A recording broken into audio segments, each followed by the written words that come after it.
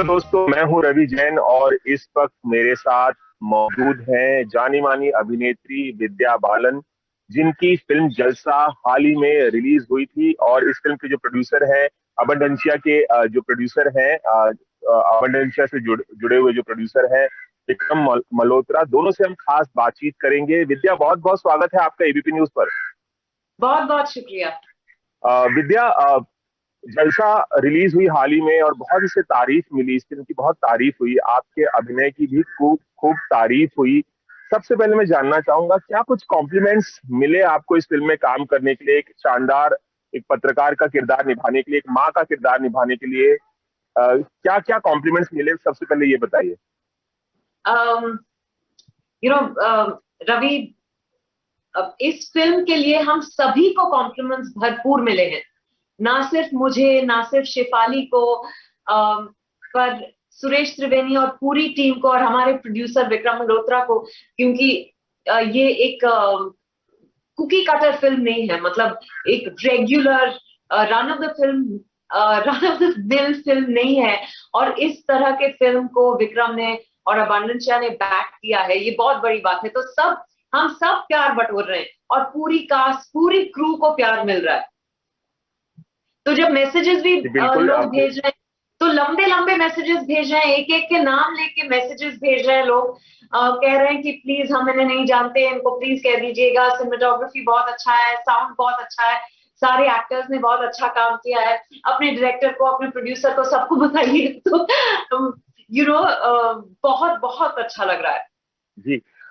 विद्या, मैंने भी ये फिल्म देखी और मुझे बहुत पसंद आई। ये फिल्म बहुत लेयर्ड फिल्म है और हाशिए पर जो पड़े हुए लोग होते हैं, जो पॉवर्टी होती है और जो एक एलीट लोगों की दुनिया है, उसका जो दोनों को जिस तरह से दिखाया गया है, जिस तरह से कहानी आगे बढ़ती है इमोशनल स्तर पर, दो माओं की कहानी है। एक मेड की बच्ची है और एक आपका बेटा है आयुष। दोनों की कहानी पैरेलल चलती है और बहुत ही खूबसूरती से जो भी दिखाया है सुरेश त्रिवेणी ने, बहुत ही दिल दिल पे उसका बहुत इम्पैक्ट आता है। मैं जानना चाहूंगा कि आपका पर्सनल फेवरेट सीन कौन सा था इस फिल्म में और सबसे मोस्ट डिफिकल्ट सीन कौन सा था, विद्या?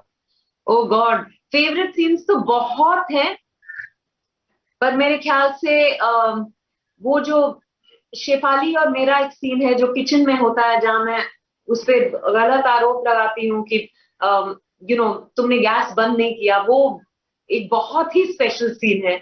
क्योंकि हम्म। हमारे साथ अक्सर ये होता है ना कि डरे हुए हम होते हैं, हम किसी और पे आरोप डाल देते हैं या किसी और को ब्लेम कर देते हैं। तो I love the way the scene has been written, and उसको परफॉर्म करने में रोहिणी जी के साथ, शेफाली के साथ, सूर्या के साथ बहुत अच्छा लगा।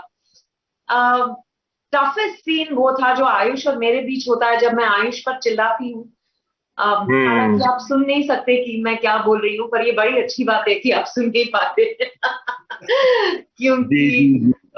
मैं उस वक्त में बहुत एक कठोर माँ होती हूँ, जो एक्चुअली बहुत हम्म।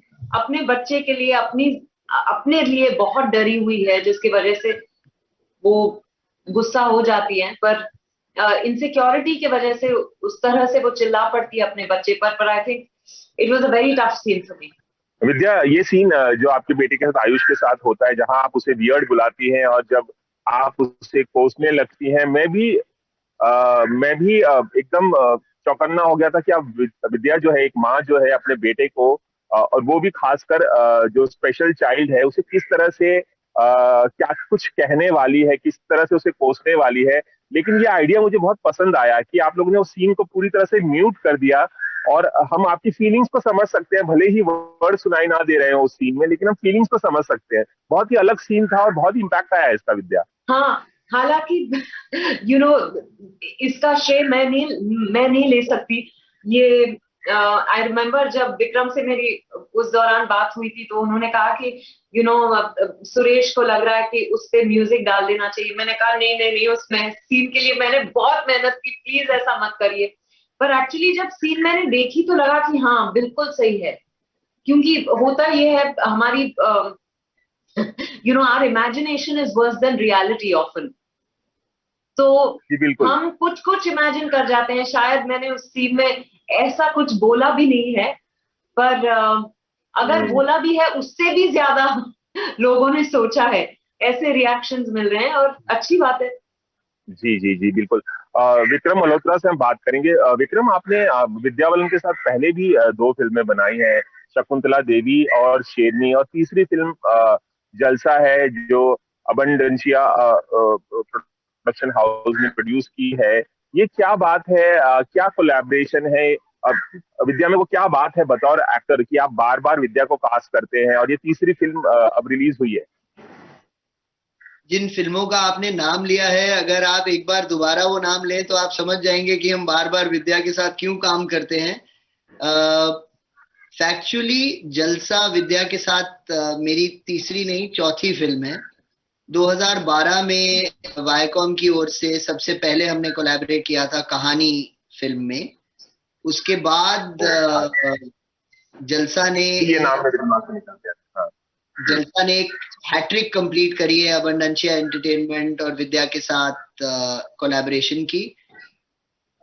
विद्या के साथ हम बार बार काम क्यों करते हैं, इसकी इतनी वजह है कि मैं गिना नहीं सकता, लेकिन सबसे पहले ये कहूंगा कि विद्या के साथ हमें काम करना काम करने जैसा नहीं लगता है। एक हमारे काम का, हमारी टीम का एक एक्सटेंशन लगता है। उनके टैलेंट, उनके स्किल, विद्या जिस तरीके की आर्टिस्ट है उसके बारे में सारी दुनिया जानती है, मुझे कहने की जरूरत नहीं है। मैं बार बार बोलता हूं that she is not only a powerhouse actor, she is an institution in herself in the craft. But hmm, ये तीन किरदार देखिए, ये तीन कहानियां देखिए, शकुंतला देवी, शेरनी, हम्म, जलसा, इन जी तीनों कॉम्प्लेक्स किरदारों को तीन अलग दुनिया में, तीन अलग रंग के किरदारों को इतनी खूबी से निभाना, मैं दावे के साथ कह सकता हूं ऐसे और बहुत कम लोग हैं, ना सिर्फ हिंदुस्तान में बट दुनिया में, जो सक्सेसफुली कर सकते हैं। Thank you. जी जी। इतनी इतनी सारी तारीफ प्रोड्यूसर की तरफ से, विक्रम मल्होत्रा की तरफ से, विद्या क्या कहना चाहेंगी आप? मैं यही कहना चाहती हूँ कि मैं बहुत ही लालची एक्टर हूँ और विक्रम मल्होत्रा हर बार मेरे पास कुछ अलग लेकर आते हैं। ये उनके बारे में और अबांडंशिया के बारे में भी बहुत मतलब it says a lot about अबांडंशिया, द फैक्ट दैट ये इतनी अलग अलग फिल्में प्रोड्यूस कर रहे हैं। और मैं आपको बताऊं, मैं दुनिया भर को बताती रहती हूँ कि जब हम शेरनी शूट कर रहे थे, शेरनी के पहले शेड्यूल के अंत तक पैंडेमिक हुआ, कोरोना हुआ, तो हम सब पैकअप करके हम वापस आ गए, फिल्म कंप्लीट नहीं कर पाए थे तब। एंड देन बीच में 6 महीने गुजर गए, फिर दूसरे शेड्यूल के लिए गए। उन्होंने एक एक बार ये नहीं कहा कि क्योंकि ये बहुत अलग तरह की फिल्म है ना। वही मैं आपसे कह रही थी पहले भी कि it's not a run of the film, जी इट्स बिल्कुल। Not a conventional film. इस तरह के फिल्म को पहले तो बैक करना और फिर ऐसे माहौल में to make sure that he creates an environment that is conducive to everyone giving their best, बहुत बड़ी बात है। तो मैं अपने आप को बहुत खुशनसीब समझती हूँ कि मैंने उनके साथ 3 फिल्में ऑलरेडी कर ली है और इंशाल्लाह और बहुत करेंगे साथ में, और तीनों फिल्मों को इतना प्यार मिला है। सो या जी बिल्कुल। ये सिलसिला जारी रहे इंशाल्लाह। जी इंशाल्लाह। बिल्कुल बिल्कुल। विद्या, फिल्म में दिखाया गया है कि आप अपनी ही मेट की लड़की का एक्सीडेंट कर देती हैं और आपको पता नहीं होता, और बाद में ये रिवील होता है। और थ्रू आउट हमने देखा है कि आप एक गिल्ट में जीती हैं, एक सेंस ऑफ गिल्ट में जीती हैं। क्या कुछ कहना चाहेंगे इस तरह के सीन्स के बारे में, और कितनी शिद्दत से आपने इनको निभाया है? और क्या जब आप शूटिंग, तो क्या एक जो सेंसिटिव आर्टिस्ट होता है, एक समझदार आर्टिस्ट होता है, तो वो जो स्क्रिप्ट होता है उसे इम्बाइब कर लेता है और उसे जीने लगता है? तो क्या शूटिंग के दौरान भी आप ऐसे थोड़ा डिस्टर्ब महसूस कर रही थी, जिस तरह की फिल्म है, जिस तरह के सीन्स थे, जिस तरह का सेंस ऑफ गिल्ट आपको दिखाना था पर्दे पर? नहीं, पर एक्चुअली इतने इंटेंस सीन थे कि दिन के आखिर तक मैं थक जाती थी। पर मुझे लगता है ये बहुत अच्छी बात है कि आज हिंदी फिल्म में हम इस तरह की कहानियां कह पा रहे हैं, जहां हम गिल्ट जैसे इमोशन को एक्सप्लोर कर रहे हैं, जहां हम दिखा रहे हैं कि सभी इंसान है, कोई भी सही या कोई भी गलत नहीं है, गलतियां हो जाती है और कभी कभी हम उसे एक्सेप्ट नहीं कर पाते, पर ये तो इंसानी फितरत है, ये हमारे साथ होता है, पर पर्दे पर ये बहुत कम देखने को मिलता है। पर as an artist I think initially मैं थोड़ी सी डर गई थी कि किस तरह से आप बिना ज्यादा कुछ कहे किस तरह से मैं इसको व्यक्त कर पाऊंगी, पर उसके लिए तो मेरे पास सुरेश त्रिवेणी थे, तो उन्होंने काम करवाया। मैं ऐड करना चाह रहा था जो विद्या ने कहा उसके ऊपर, दैट आपने कुछ देर पहले कहा था कि ये समाज के दो अलग अलग तबकों के से हुए दो किरदारों की कहानी है। सुरेश त्रिवेणी का जादू ये भी है कि किस तरीके से उसने इतनी सच्चाई डाली है इन दोनों दुनिया में और इन दोनों किरदारों में कि आप वो समाज के दो अलग तबके छोड़ के वो सिर्फ बैकड्रॉप में चले जाते हैं, आप कहानी देख रहे हैं इन दोनों की जिंदगी की, उन इमोशंस की जिससे ये दोनों किरदार और बाकी सारे जुड़े हुए किरदार गुजर रहे हैं। ये हम फॉर्चुनेट हैं कि ऐसी स्टोरीज और ऐसे स्टोरी टेलर्स हम दोनों को मिलते हैं। जी बिल्कुल। विद्या, इस फिल्म में शेफाली शाह ने बहुत अच्छा किरदार निभाया, जैसे कि आपने अपने किरदार को बखूबी निभाया है। दोनों पावर हाउस परफॉर्मर्स हैं, अगर मैं शब्दों का इस्तेमाल करना चाहूँ तो। क्या कुछ कहना चाहेंगी शेफाली शाह के लिए? उनके साथ कैसी आपकी कैमरेडी रही शूटिंग के दौरान? उनके परफॉर्मेंस को लेकर किस तरह की बातचीत आप दोनों में होती थी? क्योंकि ज्यादातर सीन्स आप दोनों के बीच में है, एक पॉइंट के बाद आप दोनों के बीच में बहुत सारे सीन्स हैं, तो क्या कहेंगी उनके बारे में? कि उनके साथ काम करके बड़ा अच्छा लगा। मैं बहुत सालों से उनका काम देख रही हूँ, वो मुझे क्या दुनिया भर को बेहतरीन एक्ट्रेस लगती हैं, पर उनके साथ काम करने का अनुभव उतना ही अच्छा था। और ऐसे सीन्स से हमारे बीच की सीन्स के बीच में हम बैठ के गप्पे नहीं लड़ा पाए, क्योंकि उस तरह का माहौल बना के रखा था सुरेश त्रिवेणी ने। और ये दूसरे लॉकडाउन के बाद शूट हुई, तो उस वजह से वैसे भी सोशल डिस्टेंसिंग मेंटेन कर रहे थे, सब मास्क में थे।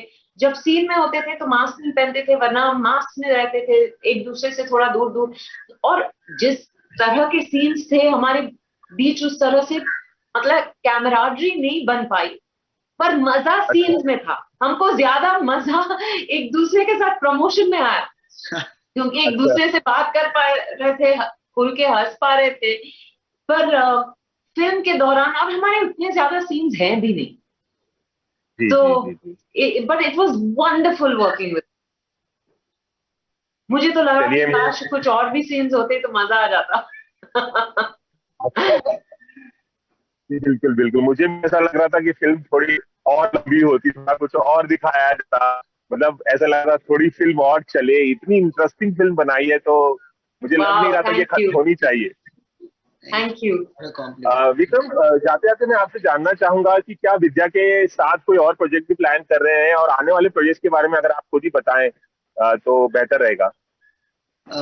अबंडेंशिया एंटरटेनमेंट में हर वक्त विद्या के लिए कुछ ना कुछ प्लानिंग चलती रहती है। हमारा यही मानना है कि वो हमारी लकी चार्म है, इतनी क्लोज कोलैबोरेटर हैं, तो मैं आपको ये शर्तिया बता सकता हूँ कि हर वक्त अबंडेंशिया में कुछ ना कुछ स्क्रिप्ट डेवलप हो रहा होता है विद्या के लिए।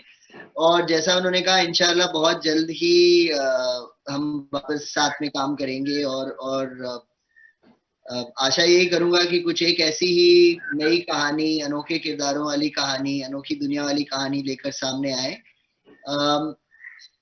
अबंडेंशिया एंटरटेनमेंट इस बात में विश्वास रखती है कि कहानियां मनोरंजन करने के साथ साथ अगर अपनी कुछ एक छाप भी छोड़ जाए दर्शकों के ऊपर, उन फिल्मों को पसंद करने वालों के ऊपर, तो हमारा मकसद पूरा हो जाता है। और ऐसी ही कई कहानियां अभी हमारे डेवलपमेंट स्लेट में है।